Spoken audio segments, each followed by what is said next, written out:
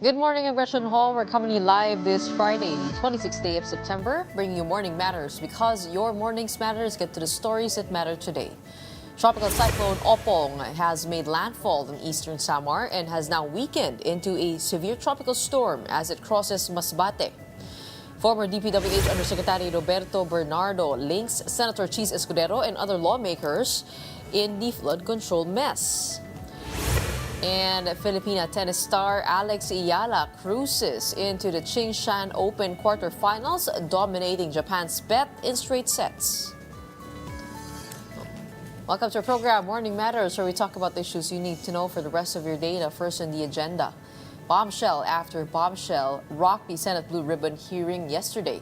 This is after more high-profile politicians were accused of receiving millions in kickbacks from flood control projects.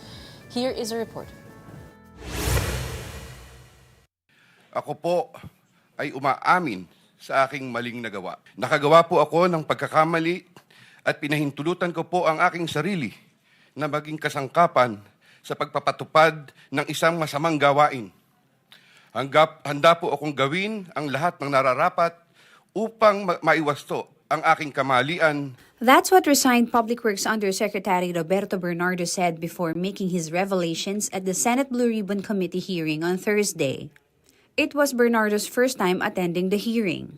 Bernardo tagged Ako Bicol Representative Zaldico, who allegedly demanded a 25% commission per project. 2% of that cut, he claims, went to himself and former Bulacan District Engineer Henry Alcantara. Engineer Alcantara would tell me every time that he made deliveries of cash to Congressman Zaldico in compliance with his commitment to Congressman Zaldico.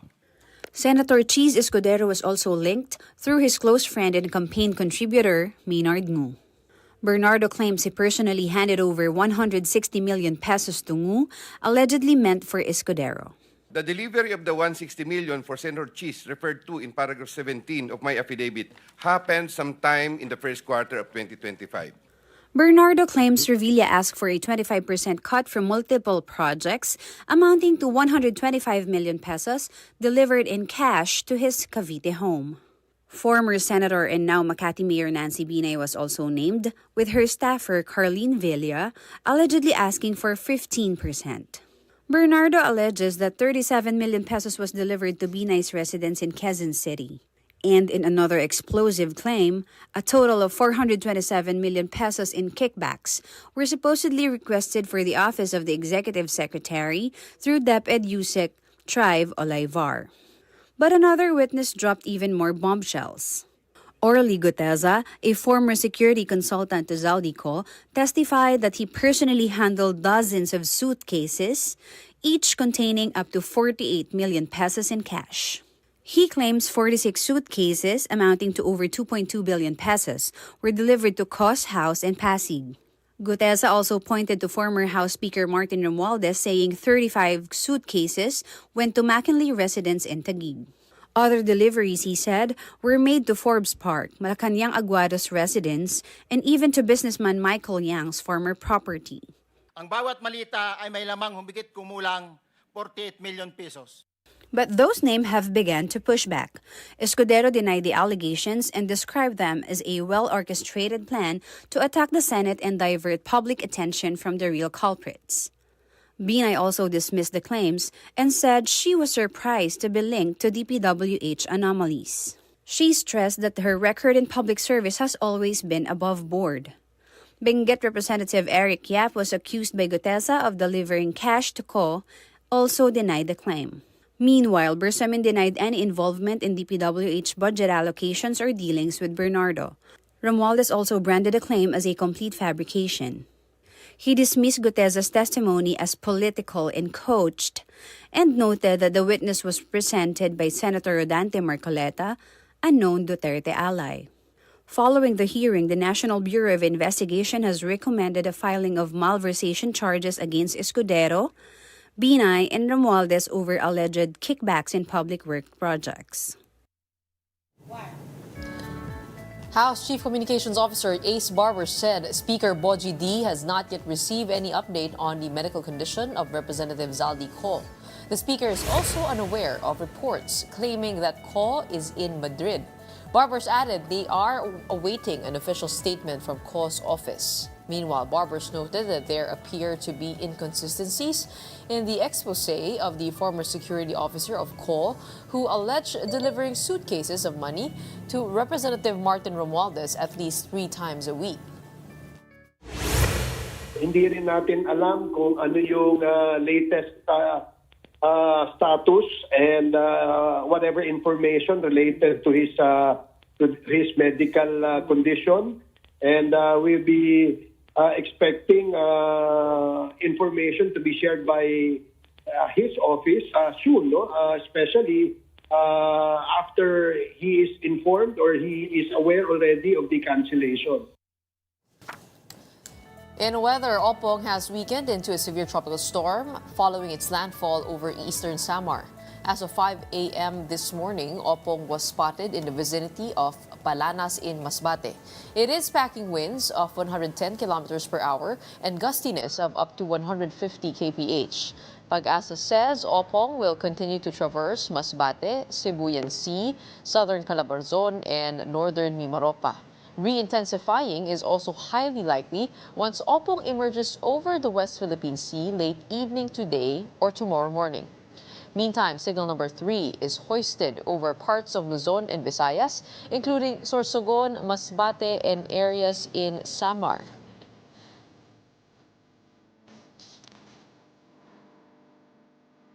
Meantime, signal number 3 is hoisted over parts of Luzon and Visayas, including Sorsogon, Masbate, again, and Catanduanes. The rest of Camarines Sur, Camarines Norte, the rest of Quezon and Metro Manila are under signal number 2.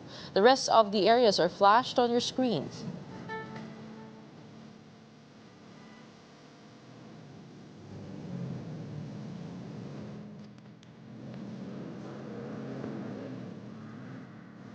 Signal number 3 is raised over several areas in Luzon, Visayas, and Mindanao.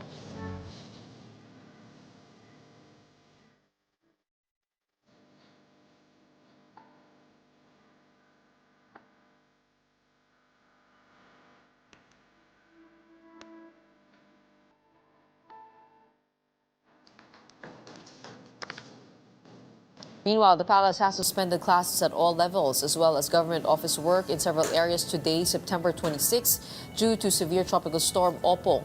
Now, these areas include Metro Manila, Biliran, Eastern Samar, Northern Samar, Samar, Masbate, Romblon, and Sorsogon.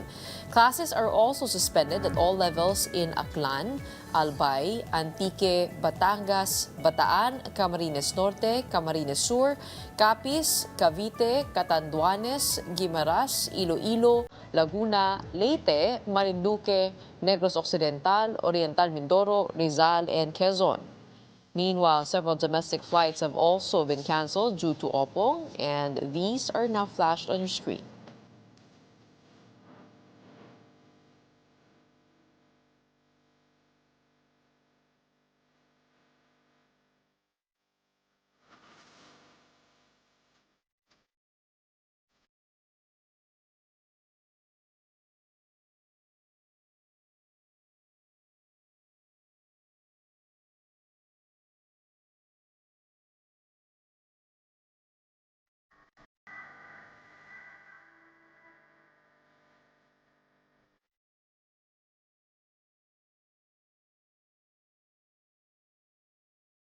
That's the latest in weather. Don't go away. When we return, we'll talk about the Blue Ribbon Committee hearing with Vice Chair Senator Erwin Tulfo. When Morning Matters returns, keep it here on One News.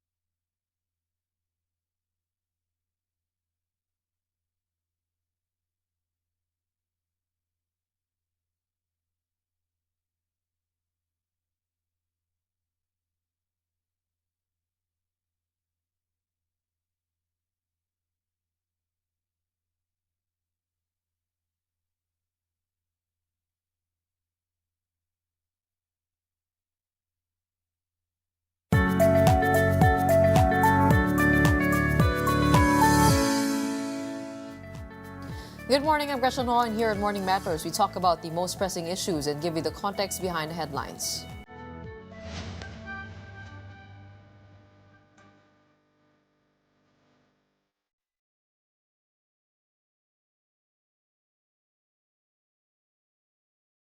The Senate Blue Ribbon Committee may be wrapping up its investigation into the flood control project anomalies. Senator Erwin Tulfo says there could be one or two more hearings left in the series, and yesterday marked the committee's sixth session on the issue.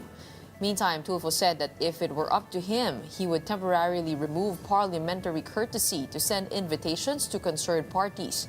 However, he also acknowledged that with the existence of the Independent Commission for Infrastructure, investigations may overlap. And to talk about the Senate's Blue Ribbon Committee hearing on flood control projects, we have on the show this morning Senator Erwin Tulfo. Magandang umaga po sa inyo, Senator. Thank you, Ms. Gretchen. Magandang umaga din sa iyo. Senator, unang-una kagabi po may lumabas na statement mula po dito sa nagnotaryo doon po sa affidavit ni Orly Guteza, si Attorney Espera. Sabi po niya, peke daw po itong notaryo. I quote, I categorically deny notarizing, signing, or participating in the preparation of the said document.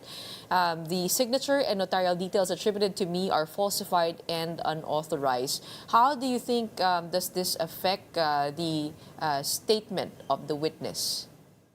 Definitely, kung the lawyer who supposedly signed his affidavit is denying it na pinirmahan niya, therefore, ay nawawala ng saysay yung testigo ngayon. I mean, yung statement niya because yung lawyer na ika nga signed it, sinasabing hindi siya nagpumirma. Then the question is, sino? At saka, sino nag-prepare ng statement na yon? So, malaking impact ito, Ms. Gretchen. Very, very ika nga surprising at malaki ang medyo mababawasan ang kredibilidad ng kanyang mga sinabi.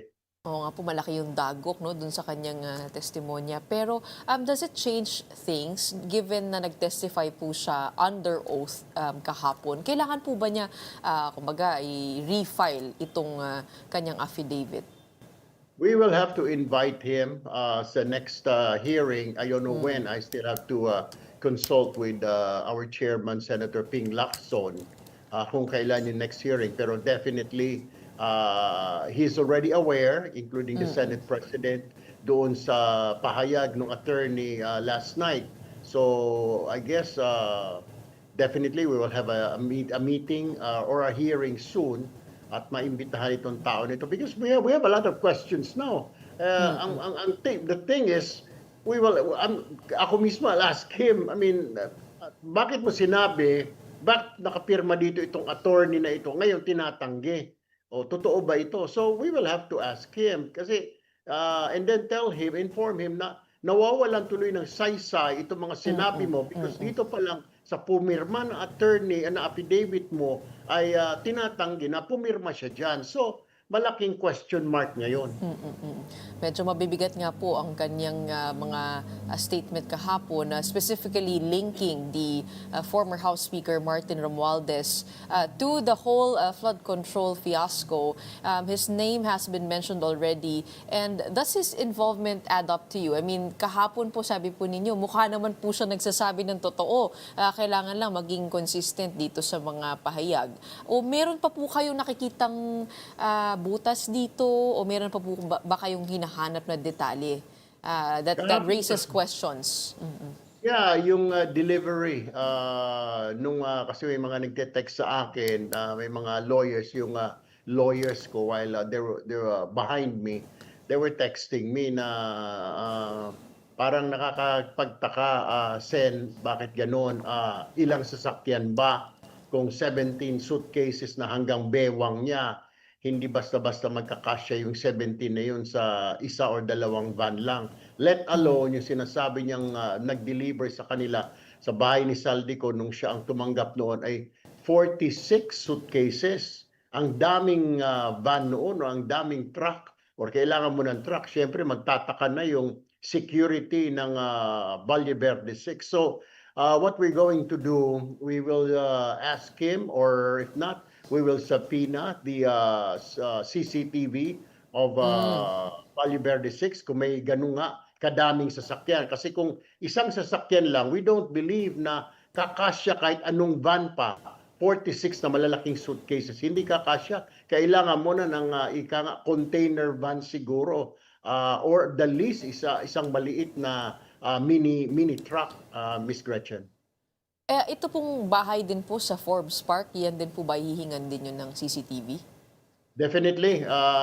So para magtugma, kung maging consistent yung sinasabi niya. Kaya doon pa lang when I was asked by the media, may duda ba kayo? So kasi hindi natin natanong dahil naubos yung oras ko. Definitely we'll be asking the CCTV of Forbes Park, of Valle Verde, na mga dates na ito. We will have to ask him anong specific dates again na Mr. Gutesa na sinabi niyo nag-deliver kayo, may mga delivery kayo para makita po natin kung talagang consistent yung kanyang mga sinabi, may kaugnayan kung doon sa video may mga sasakyan nga na nag-deliver, lalo na yung pag-deliver ng at least 46 suitcases.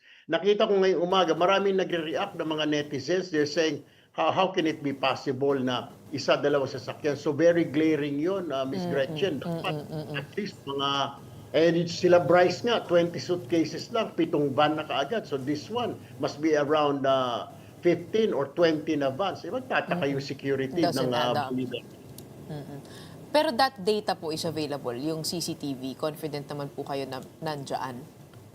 No, we don't have it yet, but we will Magtatanong. subpoena, of course, the Valle Verde and the Forbes Park authorities for security for those CCTVs. And with that, are you also planning to invite the House Speaker, former House Speaker, Martin Romualdez to the hearing? Kasi kahapon po may pagtatalo po tungkol doon sa, di ba, may interparliamentary courtesy nga po, pero nothing stops the Senate from inviting, quote-unquote. Will you extend that invitation to the House Speaker? We can only invite, but we cannot force it because may interparliamentary courtesy nga kung tawagin, and it has been a practice for a long time now.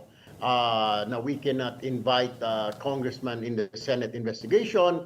Ganun din yung Congress, if they're investigating a senator, they cannot invite. Kaya nga, voluntary na lang, like what happened with Congressman Toby Chanco. Voluntarily, we invited him, and voluntarily he went. So we'll extend the invitation so that we will give time for the speaker to answer. Kung tatanggapin niya, then that's the only time. Pero we cannot force anybody or members of the Congress. Correct. Or even the Senate niya na kailangan mo mag-appear. We cannot even issue a subpoena to these officials.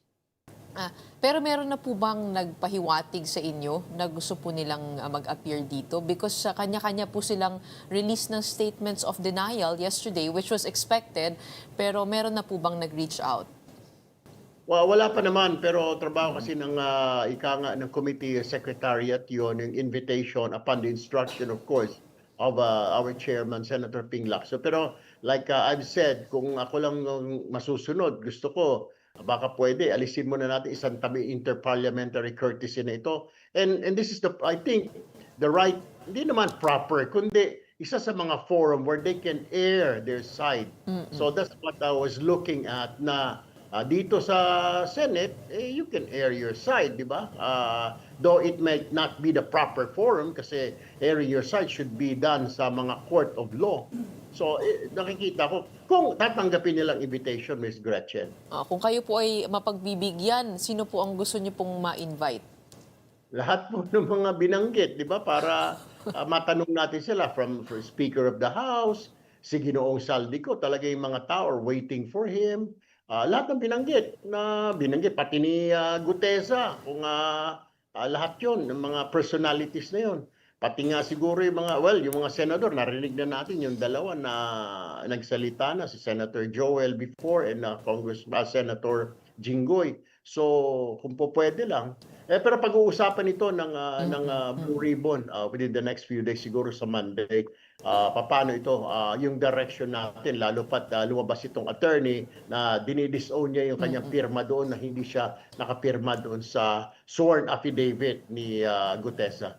In the interest of fairness, banggitin na rin po natin yung mga nabanggit kahapon, no? Ng mga senador, si former Senate President Jesus Escudero, Senator Nancy Binay, Senator Bong Revilla, among the senators, of course.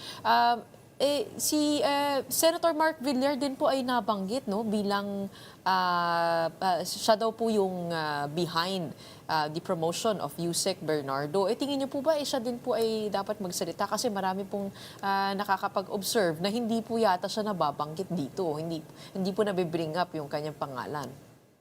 Kung ako kay Senator Mark Villar, siguro kailangan pagbigay siya ng statement, pero parang nadatnan niya na lang kasi yung si Yusek Bernardo dyan eh.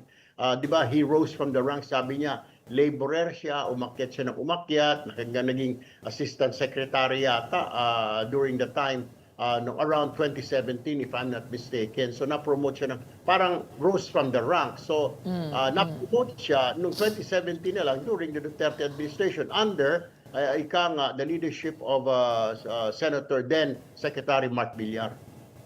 What is the direction do you think that the Senate will take when it comes to these senators na nabanggit po dito? Ito po ba hands-off na po sa inyo dahil because of conflict of interest, I guess? How can we exact? I guess the people are asking, how can we exact accountability at the highest levels? Kayo na rin po kasi nagsabi, names must be named, heads must roll, justice must be served. Quoting from you po. That was, I said that when hindi pa naitatatag yung ICI, yung Independent Commission for Infrastructure. Ngayon, nandyan na sila, I guess, mag-overlap yung function namin ICI, and then dito ang Senate. So, ang plano namin, is-surrender na lahat ng mga evidence na hawak namin, mga pieces of evidence that we gather along the way, pati nung unang-una pa nung hearing, bibigay na namin sa ICI. Kasi, pag gano'n ng gano'n, yung maraming lumalabas pa na pangalan, parang hindi na namin trabaho yun, Ms. Gretchen. Trabaho na ito ng ICI. Ang trabaho na lang namin is more on to hear, para in aid of legislation, not in aid of prosecuting some people or somebody. Trabaho ng ICI, yung parang aagawan namin ng trabaho ng ICI kasi ang trabaho namin purely for legislation. And speaking of that, speaking of legislation, critics are saying that it is quite strange that the blame is only being pinned on Zaldico and recently former Speaker Martin Romualdez. In other words, parang lumalabas po rito na parang walang kinalaman yung ibang leader ng House of Representatives. Silang dalawa lang po yung pinaka-responsible. Ano pong reaction niyo po doon? Well, actually, kasi mga approval na yan, lalo sa budget, dumadaan sa House leadership. Pero tama kayo, nagke-question yung mga tao, hanggang doon lang ba?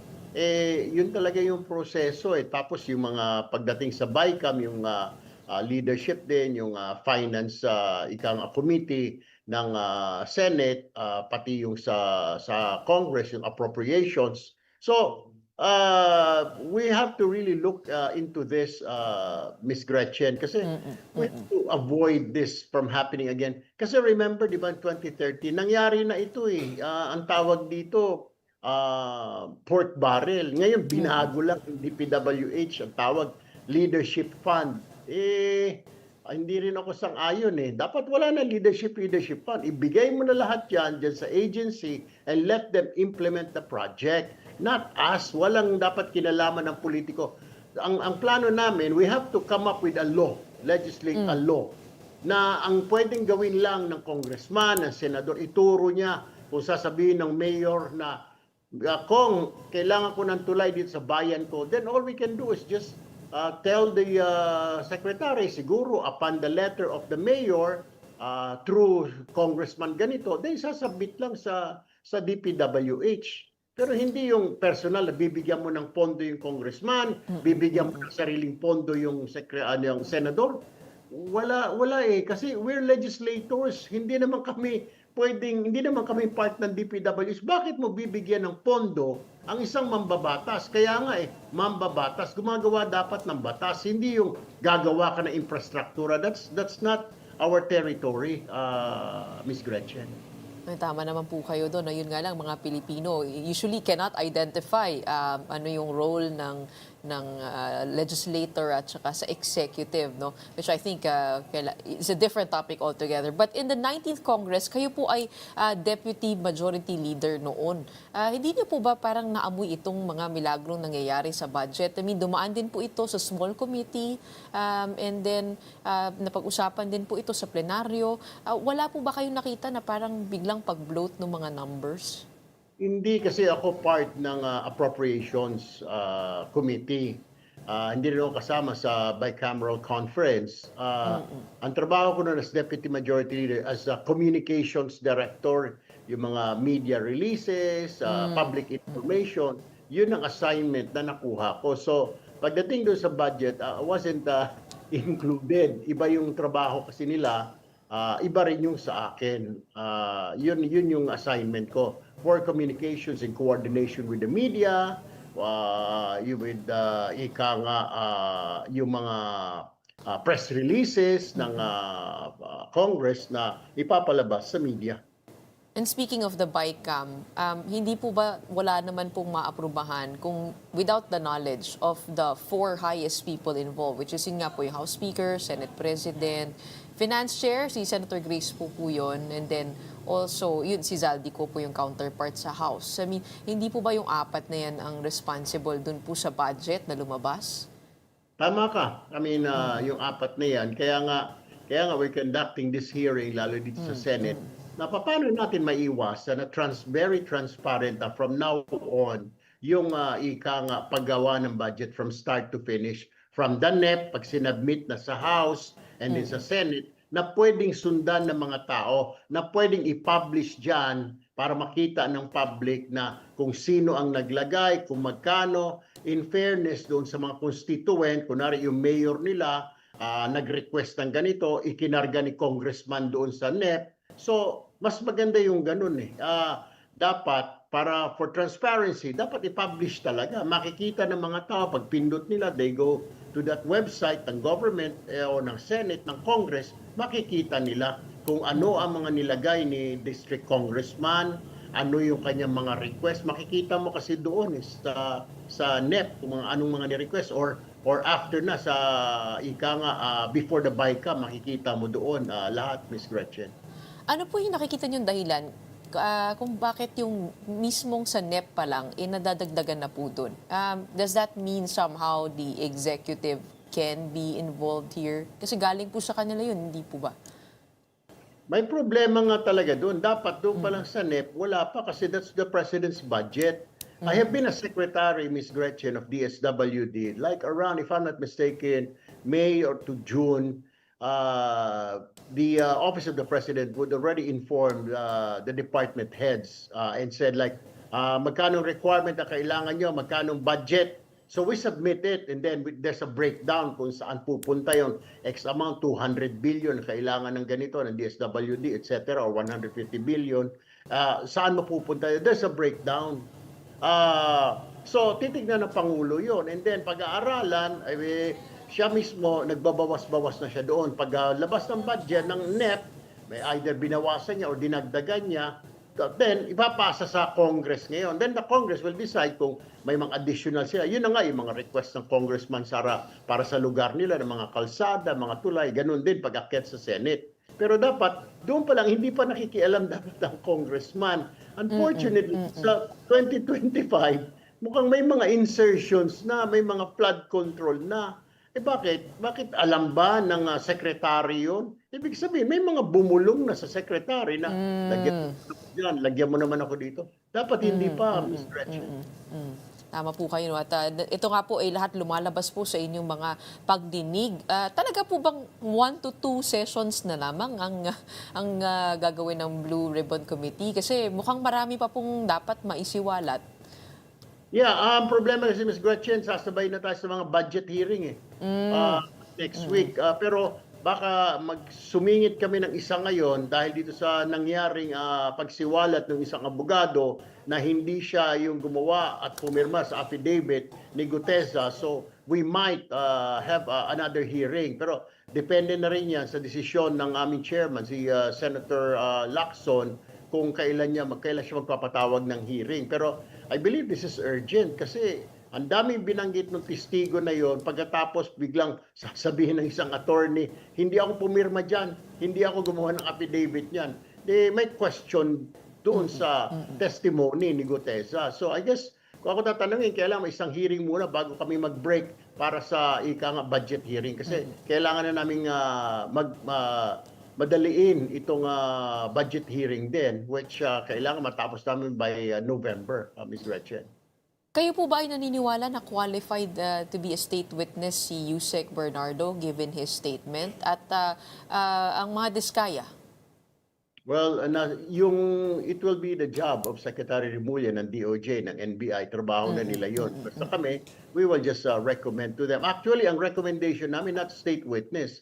The recommendation of the committee is like protective custody. There's difference. Protective custody para, hindi dahil manganganib ang buhay mo, yung mga siniwalat mo, iba yun sa state witness. Kasi ang state witness, maabsuelto ka doon sa kaso na kinasasangkutan mo. Yun ang problem. So it's two different thing, protective witness and state witness. I guess yun nga po yung pag-aaralan dito. Bilang panghuli, paano po yung ginagawang pakikipagtulungan ng Senado dito sa ICI? Sa nakikita po ninyo, paano po kaya magbibuild ng solid case around those who are most responsible here? Ano po yung mga kinakailangan? Well, we will be submitting all our evidence gathered during this committee hearing, Blue Ribbon, from start during the time of Senator Marcoleta up to this time of Senator Ping Lacson. We have to submit it to them mga names ng mga tao, mga involved, circumstances and other mga documentations, mga withdrawal, etc. Ito turn over namin kasi our focus na lang is for legislation na paano ba natin maiwasan kasi nangyari na ito noong 2013 Pero ano ba nangyari? Parang tinitignan ko kasi Ms. Gretchen, yung hearing noon ng Blue Ribbon is not for legislate a law, kundi prosecuting even some members of the Senate. Hindi siya actually to legislate a law. So at this time, we have to make sure na we will come up with a law. We will have to legislate a law na maiwasan ito from start to finish, paggawa ng budget hanggang execution ng project. Dapat talaga, kung ako tatanungin, dapat walang involvement ng politika dyan, Ms. Gretchen.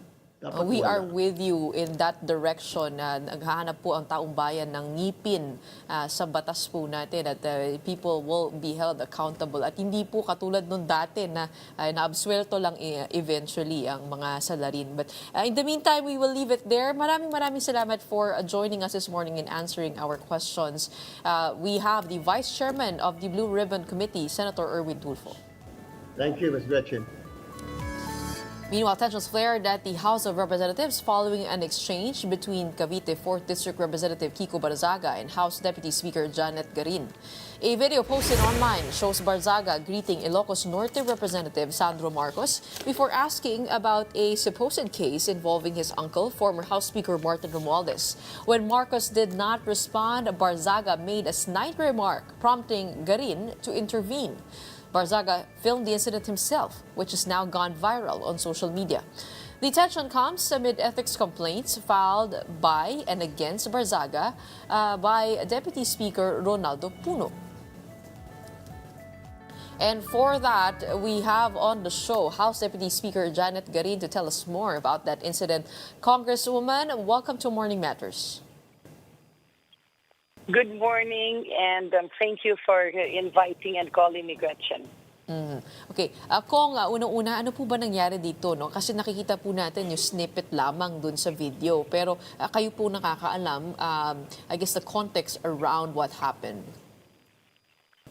Well, to be honest, almost every day that Congressman Barzaga is present during plenary deliberations and during sessions, marami kasi siyang hindi magagandang mga salita that he keeps on saying when sessions are ongoing. Of course, I tolerated him for a long time, no? Tapos pati rin yung iba.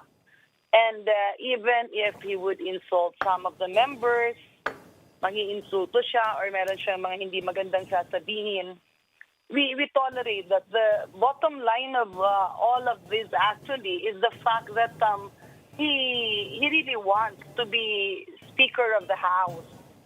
So, yeah, kaya nga, nung before yan nangyari, he keeps on convincing us not to let him assume as a speaker because he has this 1 week time frame for Speaker Boji D. Syempre, hindi na lang namin pinapansin, no, yung mga ganyan. But then, there were actually, I just can't go into the details because he is, there are, of course, I believe there were complaints filed before the Committee on Ethics, no? Pero sa we were all busy with budget deliberations and nagmamadali rin kami kasi on that day, I think we finished 3 o'clock in the morning and we resumed 9 a.m. And then, tapos we were projecting that during the day we will finish at around 4 a.m. But we were able to finish at around, I think, past 2. So madaling araw na ho ito, yung video po? No. That one is early on. Pero, kumbaga araw-araw, madaling araw na kami natatapos. Kaya very serious na talaga ang budget deliberation. I mean, all the time, budget deliberations are serious, especially now that we are putting in reforms. At talagang many members who are interpolating are voicing out the concerns of the general public. Yun yung mga hinanakit nila sa nangyaring insertions the past years. But then, andun nga yung mga iba nagtatanong ano. Bottom line is, it's a serious task. We are doing our task. Pero syempre, si Kong Kiko does not participate in plenary deliberations. Pero andun yung he keeps on making kulit to let him assume as the Speaker of the House. He would always say kasi na, if you want peace, let me assume as Speaker. Ako personally, I really try to understand him. But that time, poking his phone on my face. Kasi palagi siyang nakaupo doon sa tabi ko. But he has actually his official chair. Kaya lang, kung doon siya umuupo, pinagbibigyan na lang. Oo. Kayo po ay magte-testify dito po sa Ethics Committee? Well, the way it goes is once an ethics complaint is filed, we can't actually discuss it in public because it will, it can be a basis for, hindi siya pwedeng mapag-usapan. Pag kami na-file na. Okay. Let's go to the hearing yesterday over at the Senate. Napangalanan po si House Speaker Martin Romualdez, former House Speaker. Siya po ba ay wala ng avenue dito sa House na magsalita given that the Infracom has already terminated its inquiry? Well, even during the time that the Infracom hearings were being conducted, any member of the House mentioned we usually request them not to vent out during the hearing kasi magiging pangit tingnan na ando doon may ICI naman for the in the case of the former speaker Martin Romualdez, he has always informed that prior to his resignation that when the time comes, if in case his name will be mentioned or not, then he will face the investigation. That was what he assured us. Well, nakikita naman namin, he's ready to answer all allegations and questions. Kaya lang, yun nga, what happened ultimately was there were claims na hindi raw maayos yung witness. So we really don't know the details. But I believe he will answer. He will answer. Kong Chanco has filed an ethics complaint against Congressman Zaldico for several issues. One of which is yung unsubstantiated nga po na kanyang pag-alis at pagliban dito sa kanyang role sa Congress. Meron po ba kayong napag-uusapan na regarding this? Kasi meron pong 4 na klase ng punishment kung sakasakali that can be imposed, like reprimand, censure, suspension, and expulsion. Yung expulsion nga po yung nangyari kay Kong Teves. Ano po direksyon ng House regarding that? Well, I believe the first hearing will be on the 29th, if I am not mistaken. So that will be properly dealt with. We will hear the sentiments of the House, and we will hear the basis of Congressman Toby Chanco's complaint and decide accordingly. Kasi pag ganun po, pag siya po ay na-expel, siya po ay pwede nang maisamo, no, sa mga hearing. Tama po ba? Masabpina. No, even if he is not expelled, he can always be subpoenaed. As a congressman, wala pong Yes, kahit may yes. interparliamentary courtesy. Oo. Yeah, in fact, kasi lalo na kung kunyari, yung pwede ka talagang masubpoena. The interparliamentary courtesy can apply, but not at all times. No, and in this case, since the allegations are quite extensive, and he has been mentioned by not only one, but I think 2 or 3 witnesses, Okay. he has the moral obligation to respond. And wala po kayong updates dito nga po sa whereabouts ni Representative Zaldico? Kasi marami po nakakita sa kanya sa iba't ibang parte ng mundo. Meron nga po sa Singapore, meron sa Madrid. Wala eh. Before, yung mga kasamahan sa Copical Party List, we're still attending sessions. But for the past days and weeks, hindi namin na nakikita. But even when all of this surfaced, kasi after the SONA, I believe there were some members who were trying to contact him. Medyo hindi ganoon may nakakarating, I think may nakakakausap, pero it became very difficult after a few weeks. And during the Infracom meeting, after the first Infracom meeting, I think somebody was able to contact him. That's why we were hoping that we were told he will be back in 2 weeks. Pero after noon, nahirapan ng makontak. Okay.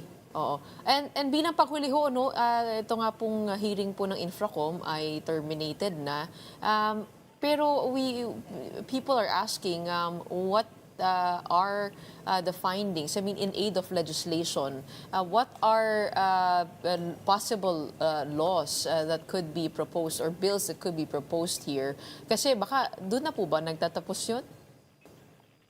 Well, it has not been officially terminated, but there has been an agreement that since the ICI has been formed so as not to jeopardize investigations, hindi na magpapatawag ng mga witnesses or accused itong Infracom.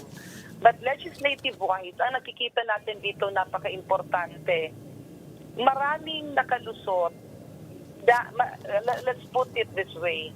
Naging problema ang ghost projects and extremely substandard projects.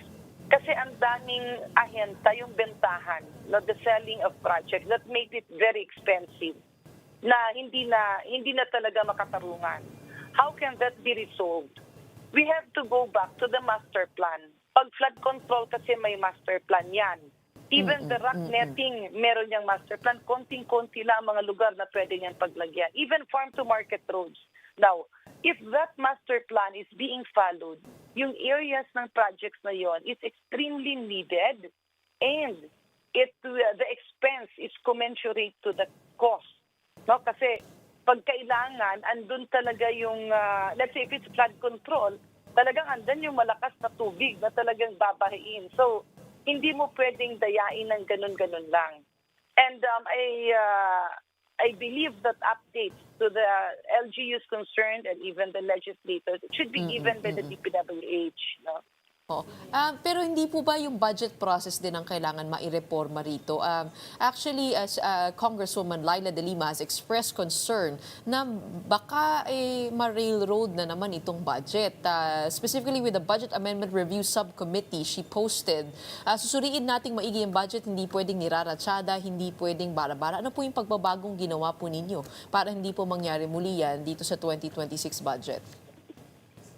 Well, mostly kasi nangyari ito because of the flood control project. So, for this 2026, although we admit that needed ito sa ibang mga lugar, pero kasi under investigation, mahirap na nagpapatong-patong yung iniimbestiga. At itong tsaka hindi rin na-update yung Project NOAA. So, there'll be no flood control projects for 2026. And hopefully, talagang mailalagay siya sa tama by 2027. Now, many of this, like example, the utilization of the unprogrammed funds, meron kasi yung parameter kung saan pwedeng gamitin. No, it has really, nakita-kita kasi natin na naabuso yan. During the time that I was a member of the cabinet during the Pinoy administration, binabalikan kasi yung parameters where the unprogrammed funds should be spent. The problem here is the listing does not go through Congress anymore. It just goes from the executive to the executive branches. Let's say if the requesting agency, DPWH, then to DBM. And then tapos na. So, I think the listing, the itemized listing, the line listing of the projects to be funded by the unprogrammed funds should have to pass through legislation. Kasi the more people involved, the more na makikita mo, dun natago sa unprogrammed fund. That's also why many members of the House were blinded. Kasi kami, nagugulat kami, paano napondohan yun? But then wala naman sa lista. Yun pala sa unprogrammed fund. And now we do not really understand paano nagawang lumobo ang unprogrammed fund. Because my understanding before, ang unprogrammed fund kasi excess tax collection. Ibig sabihin, you have a projection na ito yung iyong buwis na makakolekta and then excess na makakolekta mo, yun lang ang pwedeng gastusin na unprogrammed fund. So, ito, ano ba to? In-underestimate? Kasi the projection is quite scientific Bakit lumaki? Okay? Sinasadya ba na ibaba? Hindi natin alam, no? But then it boils down that we have to really investigate how the unprogrammed fund is being utilized. Kasi ito ang nagiging window of opportunity. Now, in the case of the infrastructure projects, this was already reformed by Secretary Dave Singson during the Pinoy administration. Andun yung cost, yung costing. And now what we are seeing, example, in the case of rock netting na ipinagbabawal na namin ngayon, except in extreme cases, nagkaroon pala ng administrative order si Secretary Mark Villar. So yung reforms na ginawa, medyo nabaliktad. That's one. Ito naman mga cat's eye, yung mga mahal na mga stickers or signages on the roads, pinatanggal na rin yun. And then, ang isa rin palang reform na ginagawa ng Kongreso ngayon, ng House of Representatives, is to do away with the 70-30 or 60-40. What was happening before, itong DPWH repeatedly told us there is a 70-30 rule. Ibig sabihin, 70% ng net ng infrastructure ay mapupunta sa national highways. 30% lang dun sa local. Yung national highway na yan, halos taon-taon inaayos. Ngayon, hindi siya mapondohan because of these rules that they have made. And we have questioned that annually, kung ano yung basis. Now, under the leadership of Secretary Vince Dizon, he categorically told us na walang basihan talaga yun. At tama, yung paulit-ulit namin tinatanong, that has been scrapped away. What is the implication? If the 70-30 rule is scrapped away, masasemento na ngayon yung mga daan na hindi national road, provincial, municipal, or barangay roads. Yan na ngayon ang mangyayari. Kasi nakita namin, ito palang 70-30, ginawa na kunyari batas, kunyari ruling, so that much of the funds will have to be siphoned to flood control projects. Okay. Kasi sasabihin nila national highways lang or flood control. So that is what happened. Okay, maraming salamat po. Sana nga po talagang ma-institutionalize po natin yung mga pagbabago, kundi pa ulit-ulit lang po. And we hope that it doesn't end here. In the meantime, maraming salamat po for joining us this morning. We have House Deputy Speaker, Congresswoman Janet Garin. Thank you. God bless. Good morning and keep safe, everyone. Stay tuned. Morning Matters will be back after a quick break.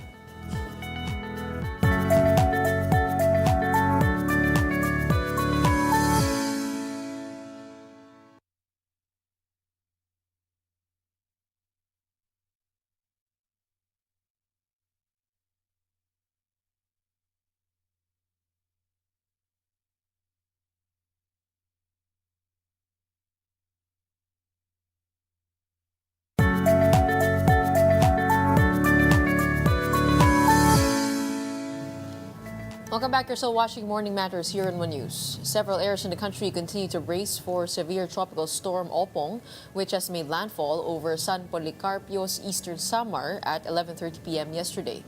It made its second landfall in Palanas, Masbate at 4 a.m. From Masbate, Opong will move across the Sibuyan Sea, southern Calabarzon, and northern Mimaropa before emerging over the West Philippine Sea late Friday evening or early Saturday morning. Now let's get more details. We have on the show OCD spokesperson Junie Castillo. Magandang umaga po sa inyo. Magandang umaga, Gretchen. Good morning to all our viewers of Morning Matters. Okay, Junie, can you give us the latest update on the current situation in eastern Samar following Typhoon Opong's landfall?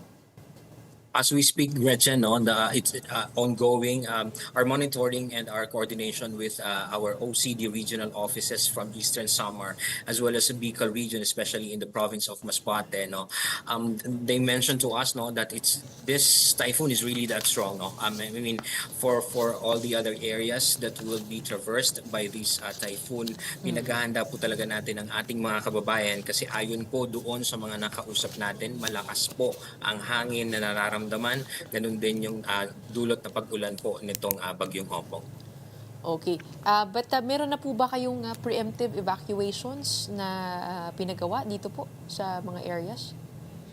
That's right. No, as early as 3 days ago, we've been conducting the preemptive evacuation through the Department of Interior and Local Government. Sa datos natin ng mga kababayan natin, we have meron pong 16,000 families from DILG at saka umaabot na po ito ng almost more than 20,000 na mga kababayan natin who have done a preemptive evacuation. Sa inyong pagtala po, kailan po kaya yung pinakamalakas na pagdating nitong bagyo? Is it going to be today until tomorrow? It has traversed Eastern Visayas already, and then the Bicol region. So we expect that today and then until tomorrow, that our weather will really be bad, including here in Metro Manila. That's why the president has ordered the NDRMC to really be on full alert and then on full mobilization of all our response agencies. And then ganun din sa mga kababayan natin, pinaghahandaan po natin kahit po there are times when we feel like maganda naman ang panahon, wag pong makakampante dahil malawak ang sako po nung bagyo, which means the other half could pass through us, dadaan yung mata, and then meron pa pong kalahati na dadaan pa sa atin. So wag pong makakampante. For those doon po sa mga kababayan natin na nasa listahan noong flood prone areas and then landslide prone areas, maghintay po sa abiso ng ating mga lokal na otoridad kung pwede na silang bumalik or pwede nang umuwi sa kanilang mga bahay. Pero habang wala pa po yung mga nasa preemptively evacuated natin, dapat po manantili tayo doon. By us, you mean Metro Manila? Ito po ay it has a big chance of traversing through Metro Manila? Yes, Gretchen. In fact, the typhoon actually enhances the southwest monsoon. So in terms of the heavy rains that will be experienced, it also will be here in Manila. In fact, right now, nararanasan natin from where I am right now sa NDRRM Operations Center, malakas po yung buhos ng ulan. Doon po ang inaabangan natin, but because of that heavy rain, maari po itong magdulot ng mga flash floods, especially dito sa atin sa Metro Manila. Okay, ano po yung mga areas on high alert apart from Metro Manila? Dahil po sa lawak ng bagyo, at saka dahil doon sa mga nagdaang Super Typhoon Nando, merong Mirasol, we've actually alerted all our regional offices, especially itong dito sa atin ngayon for bagyong Opong. Ito pong Bicol region, and then the southern Luzon areas, kasama ang Metro Manila, Calabarzon, Central Luzon, and even dun sa northern part of the country. Kasi nga po, dumaan pa lang yung Super Typhoon Nando at meron po doon na mga nasa baha pa, saturated po ang lupa, kaya even the light to moderate rains can actually bring about flash floods and some areas landslide. What are your numbers from Super Typhoon Nando? Wala po bang casualties o meron? Meron po ba na-injure? Yeah, from the combined effects of Mirasol, Nando, and now Opong. Although for Opong, we don't have that casualty number yet, but for Nando and Mirasol, for casualties, for validation again, through our management and the dead missing cluster, we have a reported 14 deaths and then 17 injured and 2 are still missing. Saan po ito? Mostly? Yung isa po sa Benguet, this was due to the landslide that happened at Marcos Highway in Tuba, Benguet. And then 2 are from Bataan, and then 1 from Cagayan, due to falling debris. And then some are from also in Santa Ana, Cagayan, 7 from Santa Ana, Cagayan, due to a boat that capsized, so these are the numbers that we're looking at, and for validation, as I mentioned. Medyo madami-dami po yun, what precautionary measures are currently in place for the OCD to prepare for another one? For in terms of OCD, and not just the Office of Civil Defense, actually the whole of the National DRRM Council, which is composed of different government agencies. The President has ordered the NDRIMC to be on full alert, on red alert status, meaning everyone should be on standby for deployment. All the prepositions, all the resources are ready if in case this would be needed, to be deployed in some of the areas. In terms of the response clusters, all of these clusters have been activated. That includes the food and non-food item cluster. This is led by the DSWD. Also, the search, rescue, and retrieval cluster led by AFP. In fact, yesterday, we were able to, we got that window of a good weather to fly to Batanes and then also to Calayan Islands. And then we were able to bring food packs from the DSWD, and then coming back to Manila from Batanes, we brought back 88 stranded tourists, mostly Filipino tourists coming from Batanes because they've been stranded for some of them over a week already. And then from Calayan Islands, which we actually see is the most devastated one of the Super Typhoon Nando, we have brought family food packs yesterday through our choppers, and then we were also able to evacuate. A medical evacuation was conducted to 5 of the patients there. Okay, it's good to know that you're very much prepared for this. It is a rainy season after all. At ang magandang balita, walang pasok bukas. Weekend naman. Ibig sabihin, kumbaga nasa bahay mga tao. So, less chances, if people continue to stay at home. Maraming salamat for the updates, and we will stay prepared for the storm that is to come over here in the rest of southern Luzon as well as Bicol region. Maraming salamat. You have OCD spokesperson Junie Castillo. And moving on over to sports. Filipina tennis ace Alex Ayala defeated Japan's Mei Yamaguchi to advance to the quarterfinals of the Qingshan Open. The 20-year-old dominated the round of 16, winning 6-0, 6-3 in just an hour and 12 minutes. Ayala fired early, breaking Yamaguchi's serve 3 times to take the first set and overcame a brief challenge in the second to secure a straight set victory. Now, up next for Yala is either India's Ria Bhatia or China's Lu Xiaqing as she aims to continue her run toward a second WTA Challenger title. And that wraps up today's episode of Morning Matters. We hope we've given you the right start to your morning. Let's go ahead and make the day matter. Stay safe. Have a good weekend. My name is Gretchen O, your One News, all sides, all the time.